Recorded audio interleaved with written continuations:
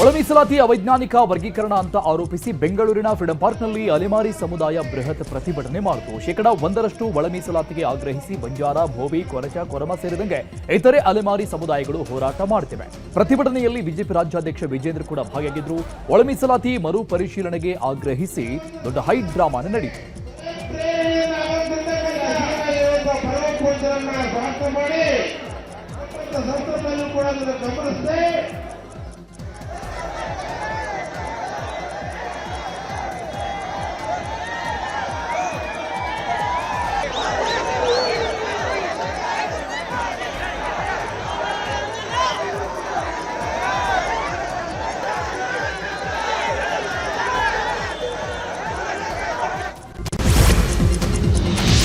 ಇನ್ನು ಪ್ರತಿಭಟನೆ ವೇಳೆ ಮಹಿಳೆಯೊಬ್ಬರು ಡೀಸೆಲ್ ಸುರಿದುಕೊಂಡು ಆತ್ಮಹತ್ಯೆಗೆ ಯತ್ನಿಸಿದ್ದಾರೆ. ಬಿವೈ ವಿಜಯೇಂದ್ರ ಇದ್ದಂತಹ ವೇದಿಕೆ ಮುಂದೆಯೇ ಆತ್ಮಹತ್ಯೆಗೆ ಯತ್ನಿಸಿದ್ರು. ಈ ವೇಳೆ ಸ್ಥಳದಲ್ಲಿದ್ದವರು ಮಹಿಳೆಯನ್ನ ರಕ್ಷಣೆ ಮಾಡಿದ್ದಾರೆ. ಬಳಿಕ ಸಿಎಂ ಹಾಗೂ ಡಿಸಿಎಂ ಪ್ರತಿಕೃತಿ ದಹಿಸಿ ಆಕ್ರೋಶವನ್ನ ಹೊರಹಾಕಿದ್ದಾರೆ.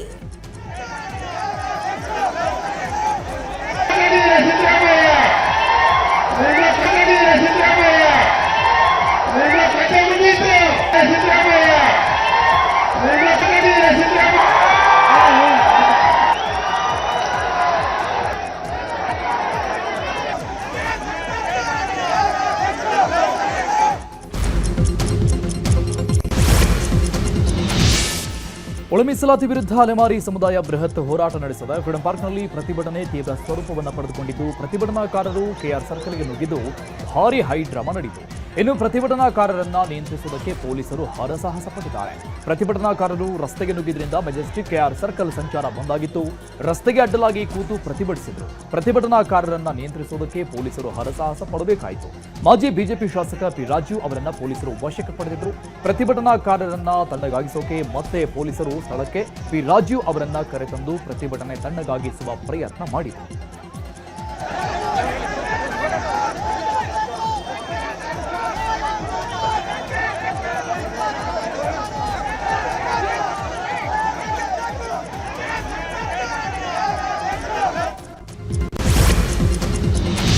ಇನ್ನು ಪ್ರತಿಭಟನಾ ಸ್ಥಳಕ್ಕೆ ರಾಮಲಿಂಗಾರೆಡ್ಡಿ ಆಗಮಿಸಿ ಪ್ರತಿಭಟನಾಕಾರರ ಬೇಡಿಕೆ ಈಡೇರಿಸುವ ಕುರಿತು ಭರವಸೆ ನೀಡಿದ್ದಾರೆ. ಇನ್ನು ಪಿ ರಾಜೀವ್ ಸರ್ಕಾರಕ್ಕೆ 1 ವಾರದ ಗಡುವನ್ನು ಕೊಟ್ಟಿದ್ದಾರೆ. ನಾಗಮೋಹನ್ ದಾಸ್ ಸಮಿತಿ ಶಿಫಾರಸು ಪರಿಗಣಿಸಬೇಕು ಅಂತ ಆಗ್ರಹಿಸಿದ್ದಾರೆ. ಇಂಡಿವಿಜುವಲ್ ಆಗಿ ತೀರ್ಮಾನ ಮಾಡೋಕ್ಕಾಗಲ್ಲ, ಇದು ಕ್ಯಾಬಿನೆಟ್ ತೀರ್ಮಾನ. ಮುಖ್ಯಮಂತ್ರಿಗಳ ಗಮನಕ್ಕೆ ತರ್ತೀನಿ. ರಾಜ್ಯದ ಸಚಿವ ಸಂಪುಟ ತೀರ್ಮಾನ. ಬಂಜಾರ, ಬೋವಿ ಮತ್ತು ಕೊರಚ, ಕೊರಮ ಈ ಸಮುದಾಯಗಳಿಗೆ ಹಿಂದೆ 4% ಇತ್ತು. ಈಗ ಇನ್ನೂ 69 ಜಾತಿಗಳನ್ನು ಸೇರಿಸಿ 5 ಮಾಡಿದ್ದಾರೆ. ಅದರಿಂದ ಆ 69 ಜಾತಿಗಳಿಗೆ ಹೊಸದಾಗಿ 1% ಮಾಡಲಿ. ನಮಗೆ 4.5 ಏನಿದೆ 4.5 ಹಾಗೆ ಇರಲಿ ಅಂತ ಅವ್ರು ಹೇಳ್ತಿರೋದು. ಅವ್ರ ಡಿಮ್ಯಾಂಡ್ ಏನಿದೆ ಇದನ್ನು ಮುಖ್ಯಮಂತ್ರಿಗಳು ತಲುಪಿಸ್ತೀನಿ, ಮಹದೇವಪ್ಪ ಅವ್ರಿಗೂ ತಲುಪಿಸ್ತೀನಿ. ನಾಗಮೋಹನ್ ದಾಸ್ ವರದಿಯ ಶಿಫಾರಸುಗಳನ್ನು ಪರಿಶೀಲನೆ ಮಾಡಿಲ್ಲ. ಹಿಂದೆ ಶಿಫಾರಸು ಮಾಡಿದ್ದ ಮಾಧುಸ್ವಾಮಿ ಅವರ ಸಂಪುಟ ಉಪಸಮಿತಿಯ ತೀರ್ಮಾನಗಳನ್ನು ಕೂಡ ಪರಿಶೀಲನೆ ಮಾಡಿಲ್ಲ. ಸುಪ್ರೀಂ ಕೋರ್ಟ್ ಯಾವ ಗೈಡ್ಲೈನ್ಸ್ ಕೊಟ್ಟಿದೆ ಅದನ್ನು ಕೂಡ ಇವರು ಪರಿಶೀಲನೆ ಮಾಡಿಲ್ಲ, ಅದನ್ನು ಪರಿಗಣನೆಗೆ ತಗೊಂಡಿಲ್ಲ. ಹಾಗಾಗಿ 1 ವಾರದ ಒಳಗೆ ಈ ಸರ್ಕಾರ ತಾನು ಮಾಡಿರುವ ತಪ್ಪು ತಕ್ಷಣಕ್ಕೆ ಅದನ್ನು ಪರಿಶೀಲನೆ ಮಾಡಬೇಕು ಅಂತ ಹೇಳಿ 1 ವಾರದ ಗಡುವು ಕೊಟ್ಟಿದ್ದಾವೆ. ರಾಜ್ಯ ಸರ್ಕಾರಕ್ಕೆ 1 ವಾರಗಳ ಕಾಲ ಅಲೆಮಾರಿ ಸಮುದಾಯ ಗಡುವು ಕೊಟ್ಟು ಪ್ರತಿಭಟನೆ ಹಿಂಪಡೆದಿದೆ. 1 ವಾರದೊಳಗೆ ಮೀಸಲಾತಿ ಮರುಪರಿಶೀಲನೆ ಮಾಡಬೇಕು, ಇಲ್ಲ ಅಂದ್ರೆ ನಾವು ತೀವ್ರ ಹೋರಾಟ ಮಾಡ್ತೀವಿ ಅಂತ ಎಚ್ಚರಿಸಿದ.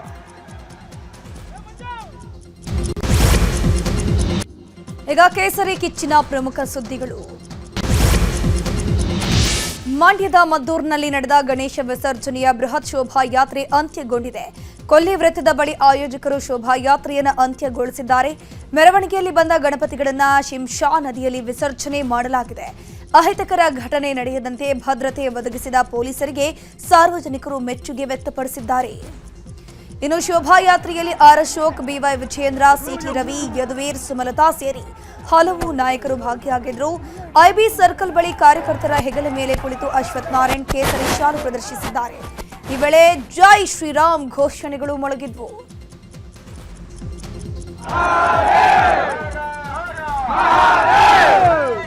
ಟಿಪ್ಪುವನ್ನು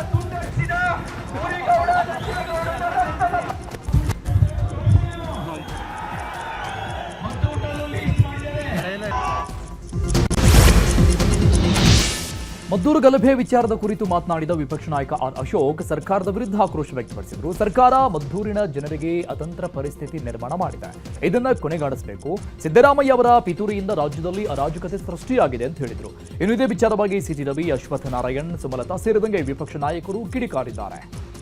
ನಾವು ಜಾತಿ ಅಂತ ಬೆಂಕಿ ಹಚ್ಚೋದು, ಅಲ್ಲಿ ಮುಸಲ್ಮಾನರಿಗೆ ಸಪೋರ್ಟ್ ಮಾಡೋದು, ಇದು ಇವತ್ತು ಕಾಂಗ್ರೆಸ್ಸಿನ ತಂತ್ರಗಾರಿಕೆ. ದೇಶದಲ್ಲಿ ಹಿಂಗೆ ಮಾಡ್ತಾ ಇದ್ರು. ಇವತ್ತು ಸೋನಿಯಾ ಗಾಂಧಿ, ರಾಹುಲ್ ಗಾಂಧಿ ನೆಲೆ ಓಡಿಸ್ಬಿಟ್ಟವ್ರೆ, ಇಟಲಿ ಓಡಿಸ್ಬಿಟ್ಟವ್ರೆ. ಈ ಸಿದ್ದರಾಮಯ್ಯನವ್ರು ಅವ್ರು ಇಟ್ಲಿ ಜೊತೆ ಪಾಸ್ಪೋರ್ಟ್ ಕೊಟ್ಬಿಟ್ಟು ಇವ್ರನ್ನು ಕಳಿಸ್ಬಿಡ್ಬೇಕು ಇಟ್ಲಿಗೆ. ಇಲ್ಲಿ ಕರ್ನಾಟಕದಲ್ಲಿ ಇಟಲಿ ಸರ್ಕಾರ ಆಗಕ್ಕೆ ಬಿಡಲ್ಲ, ತಾಲಿಬಾನ್ ಸರ್ಕಾರ ಆಗಕ್ಕೆ ಬಿಡಲ್ಲ, ಮುಲ್ಲಾಗಳ ಸರ್ಕಾರ ಆಗಕ್ಕೆ ಬಿಡಲ್ಲ ಅಂತ ನಾವು ಹೇಳ್ಬೇಕು, ಜೋರಾಗಿ ಹೇಳ್ಬೇಕು. ಅದೇ ತಟ್ಟಿ ಮುಂದೆ ಈ ಕರ್ನಾಟಕದಲ್ಲಿ ಇರ್ತಕ್ಕಂಥ ಈ ದುರುಳ ಸರ್ಕಾರ, ಮುಸ್ಲಿಮರ ಪರವಾಗಿ, ಮುಲ್ಲಾಗಳ ಪರವಾಗಿ ಇರುವಂತ ಸರ್ಕಾರವನ್ನ ಕಿತ್ತೊಗೆದು ಕರ್ನಾಟಕದಲ್ಲಿ ಅಂಬೇಡ್ಕರ್ ಸಂವಿಧಾನವನ್ನ ಎತ್ತಿ ಹಿಡಿಯುವಂತ ಕೆಲಸವನ್ನ ನಾವೆಲ್ಲರೂ ಕೂಡ ಮಾಡಲಾಗ್ತೀವಿ. ಇಸ್ಲಾಂ ಹುಟ್ಟಿದ್ದು 1400 ವರ್ಷದ ಹಿಂದೆ, ಹಿಂದೂ ಧರ್ಮ ಹುಟ್ಟಿರೋ 16,000 ವರ್ಷದ ಹಿಂದೆ. ನೀವು ಹೊರಗಡೆಯಿಂದ ಬಂದವರು, ನಾವಿಲ್ಲ ಹುಟ್ಟುಗಾರರು. ನಮಗ್ ತೊಡೆ ತಟ್ಟ ಕೆಲಸ ಮಾಡಬೇಡಿ. ತೊಡೆನೂ ಮುರಿತೀವಿ, ತಲೆನೂ ತೆಗಿತವೆ. ನಮಗೆ ತೊಡೆ ತಟ್ಟಿ ಹಾಕಿದ್ರೆ ತೊಡೆ ಮುರಿಯೋದು ಬಂತು. ಅಣ್ಣ ಅಂದ್ರೆ ತಲೆ ತೆಗಿಸ್ತೀವಿ, ಏನ್ರ ಅಂದ್ರೆ ಏನ್ರನ್ನ ಮಗನೇ ಅಂತ ಕೇಳೋ ತಾಕತ್ತು ಕೂಡ ಹಿಂದೂ ಸಮಾಜಕ್ಕಿದೆ. ಯಾಕರ ಮಗನೇ ಅಂತ ಕೇಳೋ ತಾಕತ್ತು ಕೂಡ ಹಿಂದೂ ಸಮಾಜಕ್ಕಿದೆ. ನೀವೇನು ಮುಸ್ಲಿಂ ಸಮುದಾಯಕ್ಕೆ ಸೇರಿದಂತ ಕೆಲವು ದುಷ್ಕರ್ಮಿಗಳು ಅಂತವ್ರ ಮೇಲೆ ಕೇಸನ್ನ ದಾಖಲು ಮಾಡ್ಲಿಕ್ಕೂ ಹಿಂಜರಿತಾರೆ. ಕೇಸನ್ನ ದಾಖಲು ಮಾಡಿದ್ಮೇಲೆ ಕೇಸನ್ನ ಹಿಂದೆ ಪಡಿತಾರೆ. ಇದೊಂದು ಸರ್ಕಾರನ, ಇದು ಜನಪರವಾಗಿರುವಂತ ಸರ್ಕಾರನ, ನ್ಯಾಯ ಕೊಡೋ ಸರ್ಕಾರನ, ಕಾನೂನು ಕಾಪಾಡೋ ಸರ್ಕಾರನ. ಇದು ಜನ ವಿರೋಧಿ ಸರ್ಕಾರ ತಾನೆ. ಕಲ್ಲು ತೂರಾಟ ಮಾಡಿದವರ ಮೇಲೆ ಗುಂಡಾ ಆಕ್ಟ್ ಹಾಕಿ ಅಂತ ಕೇಳಿದ್ರು. ಹೌದಲ್ಲ? ಈ ಸರ್ಕಾರ ಗುಂಡಾ ಆಕ್ಟ್ ಹಾಕ್ತಾರ? ಕನಿಷ್ಠ ಜನರ ಜೀವನದ ಜೊತೆಯಲ್ಲಿ ಚೆಲ್ಲಾಟ ಆಡ್ತಿರುವಂತ ಈ ಮುಸಲ್ಮಾನ್ ಸಮುದಾಯಕ್ಕೆ ಸೇರಿದಂತ ದುಷ್ಕರ್ಮಿಗಳ ಮೇಲೆ ಗುಂಡಾ ಕೇಸ್ ಹಾಕಿದ್ರು ಈ ಸರ್ಕಾರ ಗುಂಡಾ ಕೇಸ್ ಹಾಕ್ಲಿಕ್ಕೆ ತಯಾರಿಲ್ಲ. ಈ ಸರ್ಕಾರ ಅಭಿಮಾನಿಗಳು ಒಂದಷ್ಟು ಜನ ಅಲ್ಲಿ ನನ್ನ ಅಡ್ಡ ಹಾಕಿ ಹೇಳ್ತಾರೆ, ನೊಂದ ಅಭಿಮಾನಿಗಳು ಹೇಳ್ತಾರೆ, ಅಕ್ಕ ಅಂಬರೀಷ್ ಅಣ್ಣ ಇರ್ಬೇಕಾಗಿತ್ತು, ಅಂಬರೀಷ್ ಅಣ್ಣ ಇದ್ದಾಗ ಈ ತರ ನಡೆದಿಲ್ಲ. ಏನಕ್ಕೆ ಹೇಳ್ತಾರೆ ಅಂದ್ರೆ, ನಾಯಕತ್ವ, ನಾಯಕರು ನಮಗೆ ರಕ್ಷಣೆ ಕೊಡುವಂತ ನಾಯಕರು ಸರಿಯಾಗಿದ್ರೆ ಎಲ್ಲವೂ ಸರಿಯಾಗಿರುತ್ತೆ. ನಮ್ಮ ಸಮಾಜವೂ ಭದ್ರವಾಗಿರುತ್ತೆ, ಶಾಂತಿ, ಸುವ್ಯವಸ್ಥೆ, ಕಾನೂನಿನ ವ್ಯವಸ್ಥೆ ಎಲ್ಲವೂ ಚೆನ್ನಾಗಿರುತ್ತೆ. ಆದ್ರೆ ನಾಯಕತ್ವ ಯಾವಾಗ ಸರಿ ಇರಲ್ವೋ ಈ ರೀತಿಯ ಘಟನೆಗಳು ನಾವು ಅನುಭವಿಸ್ಬೇಕಾಗತ್ತೆ. ಆ ನೋವನ್ನ ನಾವು ನುಂಗ್ಬೇಕಾಗತ್ತೆ. ಮದ್ದೂರಿನಲ್ಲಿ ಗಣೇಶ ವಿಸರ್ಜನೆ ವೇಳೆ ಕಲ್ಲು ತೂರಾಟದಲ್ಲಿ ಗಾಯಗೊಂಡವರ ಮನೆಗೆ ವಿಪಕ್ಷ ನಾಯಕ ಆರ್ ಅಶೋಕ್ ಹಾಗೂ ಅಶ್ವಥ್ ನಾರಾಯಣ್, ಇಂದ್ರೇಶ್ ಭೇಟಿ ನೀಡಿದ್ರು. ಗಾಯಾಳು ಅಜಯ್ ನಿಂಗಮ್ಮನ ಮನೆಗೆ ಭೇಟಿ ನೀಡಿ ಯೋಗಕ್ಷೇಮ ವಿಚಾರಿಸಿದ್ದಾರೆ. ಬಳಿಕ ಮಾತನಾಡಿರುವ ಆರ್ ಅಶೋಕ್, ಮದ್ದೂರು ಗಲಭೆ ಪ್ರೀ ಪ್ಲಾನ್ ಮಾಡಿದ್ದಾರೆ, ಸರ್ಕಾರದ ವೈಫಲ್ಯವೇ ಇದಕ್ಕೆಲ್ಲ ಕಾರಣ ಅಂತ ವಾಗ್ದಾಳಿ ನಡೆಸಿದರು. ಕಾಂಗ್ರೆಸ್ಸಿನ ಪಿತೂರಿಯಿಂದ, ಕಾಂಗ್ರೆಸ್ಸಿನ ಮಂತ್ರಿಗಳು, ಮುಖ್ಯಮಂತ್ರಿಗಳು, ಸಿದ್ದರಾಮಯ್ಯ ಇವರೆಲ್ಲರ ಪಿತೂರಿಯಿಂದ ರಾಜ್ಯದಲ್ಲಿ ಅಜಾಗರತೆ ಮೂಡ್ತಾ ಇದೆ. ಎಲ್ಲ ಕಡೆ ಗಲಾಟೆಗಳು ಎಲ್ಲ ನಡೀತಾ ಇದೆ. ಇಷ್ಟಿದ್ರೂ ಕೂಡ ಸರ್ಕಾರ ಕಿವಿನೂ ಕೇಳಿಸಲ್ಲ, ಕಣ್ಣು ಇಲ್ಲ. ಇದೊಂದು ತಾಲಿಬಾನ್ ಸರ್ಕಾರ, ಮುಲ್ಲಾಗಳ ಸರ್ಕಾರ. ಮದ್ದೂರಿನಲ್ಲಿ ಬಿಜೆಪಿ ಜೆಡಿಎಸ್ ಹೋರಾಟ ವಿಚಾರದ ಬಗ್ಗೆ ಕನಕಪುರದಲ್ಲಿ ಮಾತನಾಡಿರುವಂತಹ ಡಿಸಿಎಂ ಡಿಕೆ ಶಿವಕುಮಾರ್, ಅವರಿಗೆ ಉದ್ಯೋಗ ಅನ್ನೋದಿಲ್ಲ, ಕೇವಲ ದ್ವೇಷದಿಂದ ಸಮಾಜವನ್ನ ಇಬ್ಬಾಗ ಮಾಡಬೇಕು, ಅದಕ್ಕಾಗಿ ಷಡ್ಯಂತ್ರ ರೂಪಿಸ್ತಾ ಇದ್ದಾರೆ, ತನಿಖೆ ನಡೀತಿದೆ, ಎಲ್ಲವೂ ಹೊರಗೆ ಬರುತ್ತೆ ಅಂತ ಹೇಳಿದ್ರು. ಇನ್ನು ಇದೇ ವಿಚಾರವಾಗಿ ಪರಮೇಶ್ವರ್ ಕೂಡ ಪ್ರತಿಕ್ರಿಯಿಸಿದ್ದಾರೆ. ಅವರಿಗೆ ಉದ್ಯೋಗ ಇಲ್ಲ, ದ್ವೇಷ, ಸಮಾಜ ಭಾಗ ಮಾಡಬೇಕು, ಅದು ಅವರ ಅಜೆಂಡಾ. ಎಲ್ಲದೂ ಕೂಡ ಅವರೇ ಅಶಾಂತಿ ಮೂಡಿಸ್ಲಿಕ್ಕೆ, ಶಾಂತಿ ಭಂಗ ಮಾಡಲಿಕ್ಕೆ ಒಂದು ದೊಡ್ಡ ಷಡ್ಯಂತ್ರ ರೂಪಿಸ್ತಾ ಇದ್ದಾರೆ. ಎಲ್ಲ ತನಿಖೆಗಳು ನಡೀತಾ ಇದೆ, ಎಲ್ಲ ಈಚೆ ಬರ್ತದೆ. ಮದ್ದೂರದು ಈಗ ಸಾಮಾನ್ಯ ಸ್ಥಿತಿಗೆ ಬಂದಿದೆ. ಏನು ಈಗಾಗಲೇ 15 ಜನನ ಅರೆಸ್ಟ್ ಮಾಡಿದರೆ, ಇನ್ನೂ ಒಂದು 4-5 ಜನರನ್ನು ಹುಡುಕ್ತಾ ಇದ್ದಾರೆ. ಅದು ಒಂದು ಭಾಗ. ಅಂದರೆ ಈಗ ಶಾಂತಿ ಬಂದಿದೆ. ಹೊರಗಿನಿಂದ ಜನಗಳು ಹೋಗಿ ಸುಮಾರು ಜನ ಹೊರಗಿನಿಂದ ಹೋಗಿದ್ದರು ಅಂತೇಳಿ ಒಂದು ಇನಿಷಿಯಲ್ ಆಗಿ ಬಂದಂಥ ವರದಿಯಲ್ಲಿತ್ತು. ಅದನ್ನು ವೆರಿಫೈ ಮಾಡ್ತಾ ಇದ್ದೀವಿ. ಯಾರು ಹೊರಗಡೆಯಿಂದ ಬಂದಿದ್ದರು, ಯಾರು ಕರ್ಕೊಂಬಂದಿದ್ರು, ಇದನ್ನೆಲ್ಲ ಕೂಡ ವೆರಿಫೈ ಮಾಡ್ತಾ ಇದ್ದೀವಿ. ಅವರು ಯಾರೇ ಇರಲಿ, ನಮಗೇನು ಸಂಬಂಧ ಇಲ್ಲ. ನಮಗೆ ಶಾಂತಿ ಬೇಕು, ಅಲ್ಲಿ ಶಾಂತಿ ನೆಮ್ಮದಿ ಇರಬೇಕು ಅನ್ನೋದು ಅಷ್ಟೇ ನಮಗೆ. ನಾವು ಮದ್ದೂರು ಗಲಭೆ ವಿರೋಧಿಸಿ ಶಿವಮೊಗ್ಗದಲ್ಲಿ ಬೃಹತ್ ಪ್ರತಿಭಟನೆ ನಡೆಸಲಾಗಿದೆ. ರಾಷ್ಟ್ರಭಕ್ತ ಬಳಗದ ವತಿಯಿಂದ ಪ್ರತಿಭಟನೆ ಮಾಡಿತು. ಮಾಜಿ ಡಿಸಿಎಂ ಈಶ್ವರಪ್ಪ ನೇತೃತ್ವದಲ್ಲಿ ನಗರದ ಡಿಸಿ ಕಚೇರಿ ಎದುರು ಪ್ರತಿಭಟನೆ ನಡೆಸಲಾಗಿದೆ. ಮದ್ದೂರು ಗಲಭೆಗೆ ಪರೋಕ್ಷವಾಗಿ ಕಾಂಗ್ರೆಸ್ ನಾಯಕರೇ ನೇರ ಹೊಣೆ ಅಂತ ಆಕ್ರೋಶ ವ್ಯಕ್ತಪಡಿಸಿದರು. ಇನ್ನು ಪ್ರತಿಭಟನೆ ವೇಳೆ ಮಾತನಾಡಿದ ಈಶ್ವರಪ್ಪ, ರಾಜ್ಯದಲ್ಲಿ ಹಿಂದೂಗಳು ಬದುಕುವುದೇ ಕಷ್ಟವಾಗಿದೆ. ಹಿಂದೂಗಳ ಮೆರವಣಿಗೆಗಳು ಮಸೀದಿಗಳ ಮುಂದೆ ಸಾಗಬಾರದ. ಮದ್ದೂರಲ್ಲಿ ಆದ ಘಟನೆ ನಿಜಕ್ಕೂ ಖಂಡನೀಯ ಅಂತ ಕಿಡಿಕಾರಿದ್ದಾರೆ. ಸಿದ್ದರಾಮಯ್ಯನವರು ಹೇಳಕ್ಕೆ ಇಷ್ಟಪಡ್ತೇನೆ, ಈ ಗಣಪತಿ ಮದ್ದೂರಿನಲ್ಲಿ ನಡೆದಂಥ ಘಟನೆ ಬಗ್ಗೆ ನಿಜಕ್ಕೂ ಕೂಡ ಸಾಕಷ್ಟು ಪ್ರಯತ್ನ ನಡೆಸ್ತಾ ಇದ್ದೀರಿ. ದೇಶದ್ರೋಹಿಗಳು ಯಾರಂತ ಗೊತ್ತಿದೆ. 22 ಜನಕ್ಕೆ ಅರೆಸ್ಟ್ ಮಾಡಿ ಕೈ ಬಿಟ್ಟರೆ ಆಗಲ್ಲ. 500 ಜನಕ್ಕೇನು FIR ಹಾಕಿದ್ರಿ ಹೆಣ್ಮಕ್ಳಾದಿಯಾಗಿ. ಮುಂಚೆ FIR ವಾಪಸ್ ತಗೊಳ್ಳಿ, ಅವ್ರ ಮೇಲೆ ಹಾಕಿರತ್ತೆ ಕೇಸ್ ವಿಡ್ರಾ ಮಾಡಿ. ಇಲ್ಲ ಅಂತಂದ್ರೆ ಇಡೀ ಕರ್ನಾಟಕ ರಾಜ್ಯದಲ್ಲಿ ಧರ್ಮವನ್ನು ಉಳಿಸ್ಬೇಕು ಅನ್ನಂತ ಧರ್ಮದ ಶ್ರದ್ಧೆಯಿಂದ ಇರೋಂಥ ವ್ಯಕ್ತಿಗಳು ಇಡೀ ರಾಜ್ಯದಲ್ಲಿ ಇದ್ರ ವಿರುದ್ಧ ಹೋರಾಟ ಮಾಡಬೇಕು. ಮಾನ್ಯ ಸಿದ್ದರಾಮಯ್ಯ ಜಾತ್ಯತೀತತೆ ಅಂದ್ರೆ ಏನು ಅಂತ ಸಿಎಂ ಡಿಸಿಎಂಗೆ MLC ಎನ್ ರವಿಕುಮಾರ್ ಕೇಳಿದ್ದಾರೆ. ಚಿತ್ರದುರ್ಗದಲ್ಲಿ ಮಾತನಾಡಿರುವ ಅವರು, ಮುಸಲ್ಮಾನರನ್ನ ಓಲೈಕೆ ಮಾಡೋದೇ ಜಾತ್ಯತೀತೆಯ? ಹಿಂದೂಗಳ ಮೆರವಣಿಗೆಯನ್ನ ಶವಯಾತ್ರೆಯಂತೆ ಮಾಡೋದೇ ಜಾತ್ಯತೀತೆಯ? ಕಾಂಗ್ರೆಸ್ ಸರ್ಕಾರ ಇದು ಔರಂಗಜೇಬ ಸರ್ಕಾರ ಅಂತ ಆಕ್ರೋಶ ವ್ಯಕ್ತಪಡಿಸಿ ಚಿತ್ರದುರ್ಗದಲ್ಲಿ ಗಣೇಶ ವಿಸರ್ಜನೆಯಲ್ಲಿ ಡಿಜೆಗೆ ಅವಕಾಶ ಕೊಡಬೇಕು ಅಂತ ಆಗ್ರಹಿಸಿದ್ರು. ನಾನು ಮಾನ್ಯ ಮುಖ್ಯಮಂತ್ರಿಗಳಲ್ಲಿ ಉಪಮುಖ್ಯಮಂತ್ರಿಗಳಲ್ಲಿ ಕೇಳೋದಕ್ಕಿಷ್ಟೇ, ಜಾತ್ಯತೀತತೆ ಅಂದ್ರೆ ಏನು?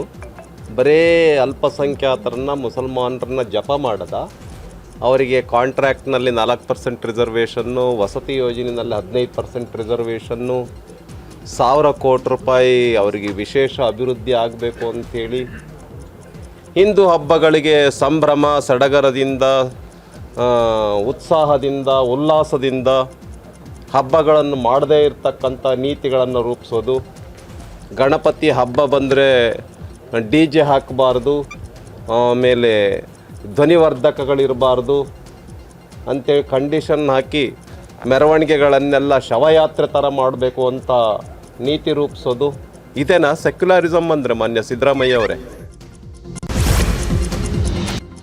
ಈಗ ರಾಜ್ಯದ ಪ್ರಮುಖ ಸುದ್ದಿಗಳನ್ನು ನೋಡ್ತಾ ಹೋಗೋಣ. ಧರ್ಮಸ್ಥಳ ಬುರುಡೆ ಪ್ರಕರಣ ಸಂಬಂಧಪಟ್ಟಂಗೆ ಇವತ್ತು SIT ವಿಚಾರಣೆಗೆ ಸೌಜನ್ಯ ಮಾವ ವಿಠಲ್ ಗೌಡ ಹಾಜರಾಗಿದ್ದರು. ವಿಚಾರಣೆ ಬಳಿಕ ವಿಠಲ್ ಗೌಡನನ್ನ SIT ಅಧಿಕಾರಿಗಳು ಮಹಜರ್ಗೆ ಕರೆದುಕೊಂಡು ಹೋದರು. ಬಂಗ್ಲೆಗುಡ್ಡ ಕಾಡ್ನಲ್ಲಿ ಮಹಜರ್ ಪ್ರಕ್ರಿಯೆ ನಡೀತಾ ಇದೆ. ಬಂಗ್ಲೆಗುಡ್ಡ ಕಾಡ್ನಿಂದ ಬುರುಡೆ ತಂದಿದ್ದಾಗಿ SIT ವಿಚಾರಣೆಯಲ್ಲಿ ವಿಠಲ್ ಗೌಡ ಮತ್ತು ಮಾಸ್ ಮ್ಯಾನ್ ಚಿನ್ನಯ್ಯ ಹೇಳಿದರು. ಇನ್ನು ಮಹಜರ್ ಕಾರ್ಯದ ಚಿತ್ರೀಕರಣಕ್ಕೆ ಕುಡ್ಲಾ ರ್ಯಾಂಪೇಜ್ ಯೂಟ್ಯೂಬರ್ ಆಗಮಿಸಿದ್ದಾರೆ. ಯೂಟ್ಯೂಬರ್ ವಿರುದ್ಧ ಧರ್ಮಸ್ಥಳ ಗ್ರಾಮಸ್ಥರು ಆಕ್ರೋಶ ವ್ಯಕ್ತಪಡಿಸಿದ್ದಾರೆ. ಸುಳ್ಳು ಸುದ್ದಿ ಹಬ್ಬಿಸಿದ್ದಾರೆ ಎಂದು ಆಕ್ರೋಶ ವ್ಯಕ್ತ ಆಯಿತು. ಈ ವೇಳೆ ಗ್ರಾಮಸ್ಥರು ಮತ್ತು ಧರ್ಮಸ್ಥಳ ಠಾಣಾ SI ಸಮರ್ಥ್ ಮಧ್ಯೆ ಮಾತಿನ ಚಕಮಕಿ ಕೂಡ ನಡೆಯಿತು. ಧರ್ಮಸ್ಥಳದ ಆನೆ ಮಾವುತ ನಾರಾಯಣ ಹಾಗೂ ತಂಗಿ ಯಮುನಾ ಕೊಲೆಗೆ ಸಂಬಂಧ ಇಂದು SIT ಕಚೇರಿಗೆ ನಾರಾಯಣ ಪುತ್ರ ಗಣೇಶ್ ಹಾಗೂ ಭಾರತಿ ದೂರನ್ನ ಕೊಟ್ಟಿದ್ದಾರೆ. ಈ ಮೊದಲು ಹೈಕೋರ್ಟ್ನಲ್ಲಿ ಕೇಸಿದ್ದ ಹಿನ್ನೆಲೆಯಲ್ಲಿ SIT ದೂರನ್ನ ಸ್ವೀಕಾರ ಮಾಡಿರಲಿಲ್ಲ. ಮತ್ತೆ SIT ಕಚೇರಿಗೆ ಆಗಮಿಸಿ ದೂರು ಸಲ್ಲಿಸಿದ್ದಾರೆ. ಹೋರಾಟಗಾರ ದಿನೇಶ್ ಗಾಣಿಗ ಜೊತೆ ಆಗಮಿಸಿ ದೂರನ್ನ ಸಲ್ಲಿಕೆ ಮಾಡಿರುವಂತದ್ದು. ಬಾನು ಮುಷ್ತಾಕ್ ಮೈಸೂರು ದಸರಾ ಉದ್ಘಾಟನೆಗೆ ಪ್ರತಾಪ್ ಸಿಂಹ ವಿರೋಧ ವ್ಯಕ್ತಪಡಿಸಿದ್ದಾರೆ. ಈ ವಿಚಾರದ ಬಗ್ಗೆ ಕೋಲಾರದಲ್ಲಿ ಮಾತನಾಡಿದ ಸಚಿವ ಲಾರ್ಡ್, ಬೆಳಗ್ಗೆಯಿಂದ ಸಂಜೆವರೆಗೂ ಬರೀ ಜಾತಿ ಪದ್ಧತಿ ಬಗ್ಗೆ ಚರ್ಚೆ ಆಗ್ತಾ ಇದೆ. ಅವರು ವಿರೋಧ ಮಾಡೋದಾದ್ರೆ ಮಾಡಲಿ. ಪಾರ್ಲಿಮೆಂಟ್ ಉದ್ಘಾಟನೆ ವೇಳೆ ರಾಷ್ಟ್ರಪತಿ ದ್ರೌಪದಿ ಮುರ್ಮು ಅವರನ್ನ ಯಾಕೆ ಕಡೆಗಣಿಸಿದ್ರೆ? ಅವರು SC ST ಅಂತಾನ ಅಥವಾ ವಿಧವೆ ಅಂತ ಕರೀಲಿಲ್ವಾ? ದಸರಾ ಉದ್ಘಾಟನೆಗೆ ಸರ್ಕಾರ ಅವರನ್ನ ಆಹ್ವಾನಿಸಿದೆ. ಇದು ರಾಜ್ಯದ ಪ್ರೋಟೋಕಾಲ್ ಅಂತ ಹೇಳಿದರು. ಯಾವುದೇ ಕಾರಣಕ್ಕೂ ಬಾನು ಮುಷ್ತಾಕ್ರನ್ನ ದಸರಾ ಉದ್ಘಾಟನೆ ಮಾಡೋಕೆ ಬಿಡಲ್ಲ ಅಂತ ಶಾಸಕ SR ವಿಶ್ವನಾಥ್ ಹೇಳಿದ್ದಾರೆ. ಚಿಕ್ಕಬಳ್ಳಾಪುರದಲ್ಲಿ ಮಾತನಾಡಿದ ಅವರು, ಬಾನು ಮುಷ್ತಾಕ್ ದಸರಾ ಉದ್ಘಾಟನೆ ಮಾಡಬಾರದು ಅಂತ ಉಗ್ರ ಹೋರಾಟ ಮಾಡ್ತೀವಿ. ನಿಮ್ಮ ಮಸೀದಿಯಲ್ಲಿ ಮುಸ್ಲಿಂ ಹೆಣ್ಣುಮಕ್ಕಳನ್ನ ನಮಾಜ್ ಮಾಡೋಕೆ ಬಿಡಲ್ಲ. ಅಂತಹ ಹೆಣ್ಣು ಮಕ್ಕಳನ್ನ ತಂದು ನಮ್ಮ ದಸರಾ ಉದ್ಘಾಟನೆಯನ್ನ ಹೇಗೆ ಮಾಡಿಸ್ತೀರಿ ಅಂತ ಕಿಡಿಕಾರಿದರು. ಅಕ್ರಮ ಆಸ್ತಿ ಗಳಿಕೆ ಪ್ರಕರಣದಲ್ಲಿ ಕಾಂಗ್ರೆಸ್ನ ಶಾಸಕ ಸತೀಶ್ ಸೈಲ್ರನ್ನ ಇಡಿ ಬಂಧಿಸಿದೆ. ಇಂದು ಶಾಸಕ ಸತೀಶ್ ಸೈಲ್ನ ಜನಪ್ರತಿನಿಧಿಗಳ ವಿಶೇಷ ಕೋರ್ಟ್ಗೆ ಇಡಿ ಅಧಿಕಾರಿಗಳು ಹಾಜರುಪಡಿಸಿದರು. ವಾದ ಪ್ರತಿವಾದ ಆಲಿಸಿದ ಕೋರ್ಟ್ ಸತೀಶ್ ಸೈಲ್ನ ಸೆಪ್ಟೆಂಬರ್ 12ರವರೆಗೆ ಇಡಿ ಕಸ್ಟಡಿಗೆ ನೀಡಿದೆ. ಅಲ್ಲದೆ ಕಸ್ಟಡಿಯ ಸಮಯದಲ್ಲಿ ಆರೋಪಿಗೆ ಡಯಟ್ ಫುಡ್ ಹಾಗೂ ವೈದ್ಯಕೀಯ ಸೌಲಭ್ಯ ಒದಗಿಸುವಂತೆ ಸೂಚನೆ ಕೊಟ್ಟಿದೆ. ಅನುದಾನ ಹಂಚಿಕೆ ವಿಚಾರವಾಗಿ ಬೆಂಗಳೂರು ಭಾಗದ ಶಾಸಕರ ಜೊತೆಗೆ ಸಿಎಂ ಸಿದ್ದರಾಮಯ್ಯ ಮಹತ್ವದ ಸಭೆ ಮಾಡಿದ್ದಾರೆ. ವಿಧಾನಸೌಧದ ತಮ್ಮ ಕೊಠಡಿಯಲ್ಲಿ ಸಿಎಂ ಸಭೆ ಮಾಡಿದರು. ಸಭೆಯಲ್ಲಿ ಡಿಸಿಎಂ ಡಿಕೆ ಶಿವಕುಮಾರ್ ಸೇರಿದಂತೆ ಸಚಿವರು, ಶಾಸಕರು, ಪರಿಷತ್ ಸದಸ್ಯರು ಕೂಡ ಭಾಗಿಯಾಗಿದ್ದರು. ಈಗ ಕ್ರೈಮ್ ಲೋಕದ ಪ್ರಮುಖ ಸುದ್ದಿಗಳು. ಬೆಂಗಳೂರಿನಲ್ಲೊಂದು ಅಮಾನವೀಯ ಘಟನೆ ನಡೆದಿದೆ. ಸಹಪಾಠಿಗಳಿಂದಲೇ 10ನೇ ತರಗತಿ ವಿದ್ಯಾರ್ಥಿ ಮೇಲೆ ದೌರ್ಜನ್ಯವನ್ನು ಎಸಗಲಾಗಿದೆ. ಬನ್ನೇರುಘಟ್ಟ ಪೊಲೀಸ್ ಠಾಣಾ ವ್ಯಾಪ್ತಿಯ ಖಾಸಗಿ ಶಾಲಾ ಹಾಸ್ಟೆಲ್ನಲ್ಲಿ ಈ ಒಂದು ಘಟನೆ ನಡೆದಿರುವಂತದ್ದು. ರ್ಯಾಗಿಂಗ್ ಬಗ್ಗೆ ಪ್ರಿನ್ಸಿಪಲ್ ಮತ್ತು ವಾರ್ಡನ್ಗೆ ದೂರು ಕೊಟ್ಟಿದ್ದಕ್ಕೆ ಕೊಠಡಿಯಲ್ಲಿ ಕೂಡಿ ಹಾಕಿ ಬಟ್ಟೆ ಬಿಚ್ಚಿಸಿ ಹಲ್ಲೆ ಮಾಡಿದ್ದಾರೆ. ಈ ಸಂಬಂಧ 5 ವಿದ್ಯಾರ್ಥಿಗಳು, ಶಾಲೆಯ ಪ್ರಿನ್ಸಿಪಲ್ ಮತ್ತು ವಾರ್ಡನ್ ವಿರುದ್ಧ ಎಫ್ಐಆರ್ ದಾಖಲಾಗಿದೆ. ನಾಳೆ ಪ್ರಧಾನಿ ನರೇಂದ್ರ ಮೋದಿ ಉತ್ತರ ಪ್ರದೇಶ ಮತ್ತು ಉತ್ತರಾಖಂಡ್ ರಾಜ್ಯಗಳ ಪ್ರವಾಸವನ್ನು ಕೈಗೊಂಡಿದ್ದಾರೆ. ಮಳೆಯಿಂದ ಉಂಟಾಗಿರುವ ನೆರೆಹಾನಿಯನ್ನು ಪರಿಶೀಲಿಸಲಿದ್ದಾರೆ. ವೈಮಾನಿಕ ಸಮೀಕ್ಷೆ ನಡೆಸಿ ಬಳಿಕ ಅಧಿಕಾರಿಗಳ ಜೊತೆ ಮಳೆ ಹಾನಿ ಬಗ್ಗೆ ಮಾಹಿತಿ ಸಂಗ್ರಹಿಸಲಿದ್ದಾರೆ. ಕೇಂದ್ರದಿಂದ 2 ರಾಜ್ಯಗಳಿಗೂ ಆರ್ಥಿಕ ನೆರವು ಘೋಷಿಸುವಂತಹ ಸಾಧ್ಯತೆ ಕೂಡ ಇದೆ. ಭಾರತ ಅಮೆರಿಕ ಉದ್ವಿಗ್ನತೆಯನ್ನ ಕಡಿಮೆ ಮಾಡುವ ಮಹತ್ವದ ಹೆಜ್ಜೆಯಾಗಿ ಪ್ರಧಾನಿ ನರೇಂದ್ರ ಮೋದಿ ಅಮೆರಿಕ ಅಧ್ಯಕ್ಷ ಡೊನಾಲ್ಡ್ ಟ್ರಂಪ್ ಅವರ ಕರೆ ಸ್ವೀಕರಿಸುವುದಾಗಿ ಭರವಸೆ ನೀಡಿದ್ದಾರೆ. ಗೆಳೆಯ ಡೊನಾಲ್ಡ್ ಟ್ರಂಪ್ ಅವರೊಂದಿಗೆ ಮಾತನಾಡಲು ಎದುರು ನೋಡ್ತಾ ಇದ್ದೇನೆ ಅಂತ ಮೋದಿ ಹೇಳಿದ್ದಾರೆ. ಭಾರತವು ನ್ಯಾಯಯುತ ದ್ವಿಪಕ್ಷೀಯ ವ್ಯಾಪಾರ ಒಪ್ಪಂದಕ್ಕೆ ಸಿದ್ಧವಾಗಿದೆ ಎಂಬ ಸಂದೇಶವನ್ನು ಪ್ರಧಾನಿ ಮೋದಿ ಅವರು ಡೊನಾಲ್ಡ್ ಟ್ರಂಪ್ ಅವರಿಗೆ ರವಾನಿಸಿದ್ದಾರೆ. ಜಾರ್ಖಂಡ್ನ ರಾಂಚಿ ಹಾಗೂ ದೆಹಲಿಯಲ್ಲಿ 2 ಶಂಕಿತ ಐಸಿಸ್ ಉಗ್ರರನ್ನ ಬಂಧಿಸಲಾಗಿದೆ. ದೆಹಲಿ ಪೊಲೀಸರು ಮತ್ತು ಜಾರ್ಖಂಡ್ ಭಯೋತ್ಪಾದನಾ ನಿಗ್ರಹ ದಳ ಹಾಗೂ ರಾಂಚಿ ಪೊಲೀಸರು ಜಂಟಿ ಕಾರ್ಯಾಚರಣೆ ಮಾಡಿ ಶಂಕಿತ ಉಗ್ರರನ್ನ ಅರೆಸ್ಟ್ ಮಾಡಿದ್ದಾರೆ. ಈಗ ವಿದೇಶದ ಪ್ರಮುಖ ಸುದ್ದಿ ನೋಡ್ತಾ ಹೋಗೋಣ. ನೇಪಾಳದಲ್ಲಿ ಸಾಮಾಜಿಕ ಮಾಧ್ಯಮ ನಿಷೇಧ ಮತ್ತು ಭ್ರಷ್ಟಾಚಾರದ ವಿರುದ್ಧ ನಡೀತಾ ಇರುವ ಜನರೇಷನ್ ಝಡ್ ಪ್ರತಿಭಟನೆಗಳು ತೀವ್ರಗೊಂಡಿದೆ. ರಾಜಧಾನಿ ಕಠ್ಮಂಡು ಸೇರಿದಂತೆ ರಾಷ್ಟ್ರದಾದ್ಯಂತ ಹಿಂಸಾತ್ಮಕ ಪ್ರತಿಭಟನೆ ನಡೀತಾ ಇದೆ. ರಾಜಕಾರಣಿಗಳ ನಿವಾಸ, ಸರ್ಕಾರಿ ಕಟ್ಟಡ, ನ್ಯಾಯಾಲಯಗಳ ಮೇಲೆ ಪ್ರತಿಭಟನಾಕಾರರು ದಾಳಿ ಮಾಡಿ ಬೆಂಕಿ ಹಚ್ಚಿದ್ದಾರೆ. ಕೈಗೆ ಸಿಕ್ಕ ರಾಜಕಾರಣಿಗಳನ್ನ ಅಟ್ಟಾಡಿಸಿ ಥಳಿಸ್ತಾ ಇದ್ದಾರೆ. ಪ್ರತಿಭಟನೆಯನ್ನ ನಿಯಂತ್ರಣಕ್ಕೆ ತರುವುದಕ್ಕೆ ಸೇನಾಪಡೆಗಳು ಹರಸಾಹಸ ಪಡ್ತಿವೆ. ಕಠ್ಮಂಡುವಿನಲ್ಲಿ 24 ಗಂಟೆಗಳ ಕಾಲ ಸೇನೆ ನಿಷೇಧಾಜ್ಞೆ ಜಾರಿ ಮಾಡಿದೆ. और कुछ जर्नलिस्ट भी घायल हुए हैं.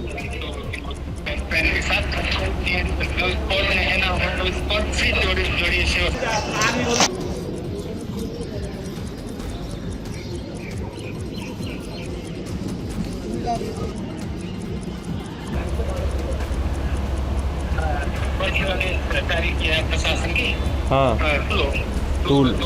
और कुछ जर्नलिस्ट भी.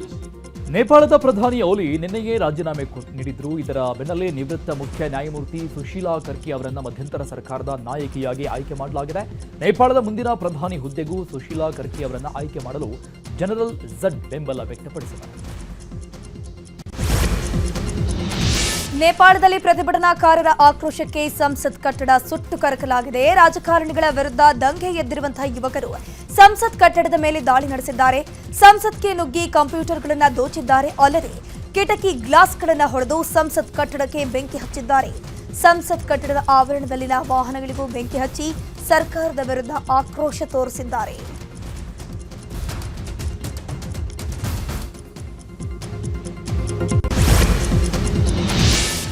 ನೇಪಾಳದ ಪ್ರಸಿದ್ಧ ಹಿಲ್ಟನ್ ಹೋಟೆಲ್ ಮೇಲೂ ಪ್ರತಿಭಟನಾಕಾರರು ದಾಳಿ ಮಾಡಿದ್ದಾರೆ. ರಾಜಕಾರಣಿಗಳೇ ಹೆಚ್ಚಾಗಿ ತಂಗುವ ಹಿಲ್ಟನ್ ಹೋಟೆಲ್ಗೆ ಬೆಂಕಿ ಹಚ್ಚಲಾಗಿದೆ.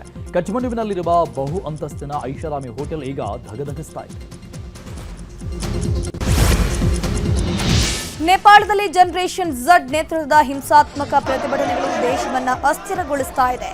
ಈ ಪ್ರತಿಭಟನೆಗಳ ಬಿಸಿ ಭಾರತ ಹಾಗೂ ನೇಪಾಳ ಗಡಿಯ ಉತ್ತರ ಪ್ರದೇಶದ ಜಿಲ್ಲೆಗಳಾದ ಮಹಾರಾಜ್ಗಂಜ್, ಬಹರೈಚ್ ಮತ್ತು ಲಖೀಂಪುರ ಖೇರಿಯವರೆಗೂ ವ್ಯಾಪಿಸಿದೆ. ಇನ್ನು ಕಪಿಲ್ತಾಸು ಜಿಲ್ಲಾ ಜೈಲಿನ ಮೇಲೆ ಪ್ರತಿಭಟನಾಕಾರರು ದಾಳಿ ನಡೆಸಿದ್ದಾರೆ. ದಾಳಿ ವೇಳೆ 459 ಕೈದಿಗಳು ಜೈಲಿಂದ ಪರಾರಿಯಾಗಿದ್ದಾರೆ. ಭಾರತದ ಗಡಿಗೆ ನುಸುಳುವ ಭೀತಿ ಇದ್ದು ಗಡಿಯಲ್ಲಿ ಸಶಸ್ತ್ರ ಸೀಮಾ ಬಲ ಅಲರ್ಟ್ ಆಗಿದೆ.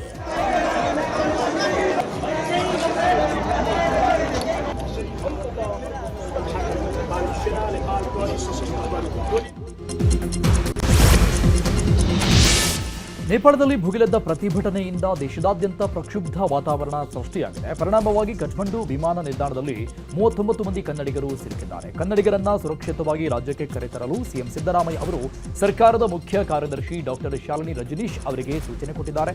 ಕಠ್ಮಂಡುವಿನಲ್ಲಿ ವಿಮಾನ ಹಾರಾಟ ಮತ್ತೆ ಪುನರಾರಂಭಗೊಂಡಿದ್ದು ಇಂದು ಅಥವಾ ನಾಳೆ ಕನ್ನಡಿಗರು ರಾಜ್ಯಕ್ಕೆ ವಾಪಸ್ಸಾಗುವ ಸಾಧ್ಯತೆ ಇದೆ.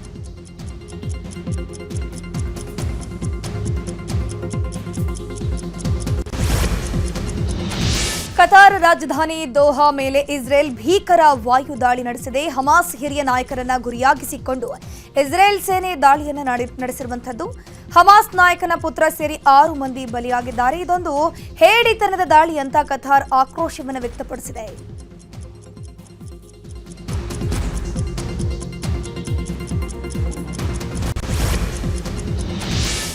ಅಮೆರಿಕ ಅಧ್ಯಕ್ಷ ಡೊನಾಲ್ಡ್ ಟ್ರಂಪ್ ಭಾಗಿಯಾಗಿದ್ದ ಡಿನ್ನರ್ ಪಾರ್ಟಿಗೆ ಪ್ಯಾಲೆಸ್ಟೈನ್ ಬೆಂಬಲಿಗರು ಅಡ್ಡಿಪಡಿಸಿದ್ದಾರೆ. ನಿನ್ನೆ ರಾತ್ರಿ ವಾಷಿಂಗ್ಟನ್ನ ರೆಸ್ಟೋರೆಂಟ್ನಲ್ಲಿ ಆಯೋಜಿಸಿದ್ದ ಡಿನ್ನರ್ ಪಾರ್ಟಿಯಲ್ಲಿ ಅಧ್ಯಕ್ಷ ಟ್ರಂಪ್ ಸೇರಿದಂತೆ ಸಚಿವರು ಹಾಗೂ ಅಧಿಕಾರಿಗಳು ಭಾಗಿಯಾಗಿದ್ದರು.